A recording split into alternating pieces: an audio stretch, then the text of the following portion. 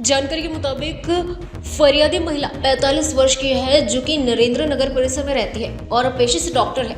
महिला ने शांतिनगर पुलिस थाने में शिकायत दर्ज कराई है और उसके पति ने शादी के बाद उस पर धर्म परिवर्तन करने का दबाव बनाया। महिला का आरोप है कि उसे जबरन धर्म परिवर्तन के लिए मजबूर किया गया।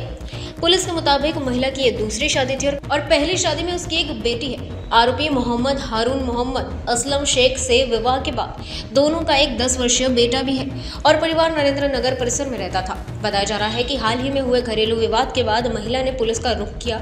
शिकायत के आधार पर पुलिस ने पति ससुर और उसके देवर के खिलाफ संबंधित धाराओं के तहत मामला दर्ज कर लिया है। फिलहाल पुलिस पूरे मामले की जांच कर रही है। अशी अट घातली, पण फिर्यादीच्या म्हणण्याप्रमाणे आरोपी वागला नाही, त्याने तिला परत शिवीगाळ वगैरे हे सुरू केली।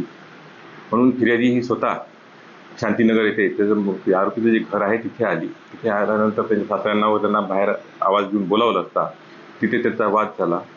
त्या वादामध्ये तिचा जो धीर जो आहे त्याने तिला वीट फेकून मारली। त्यानंतर नवरा जो हारून शेख आहे याने सुद्धा येऊन तिला हाताबुक्क्यांनी मारपीट केली, गाडीत बसवले।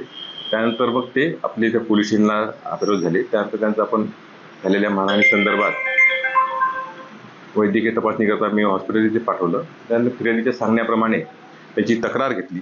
त्याच्यात फिर्यादीच्या तक्रारीवरून कलम 85, कलम 75(2), कलम 115(2), 351(2), 352 आणि कलम 305 भारतीय न्याय संहिता अन्वये गुन्हा नोंद केलेला आहे। गुन्ह्याचा तपास सुरू आहे।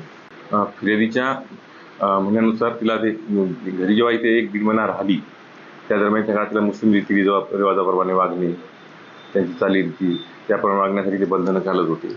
त्यांच्या पूजा त्या नियमाप्रमाणे करण्यासाठी सांगत होते। तसेच फिर्यादीच्या म्हणण्यानुसार ती व्हेज असल्या आणि तिला नॉनव्हेज खाण्यासाठी सुद्धा ते प्रोत्साहित करीत होते। अशा वेगवेगळ्या घटना त्यांनी सांगितलेल्या आहेत।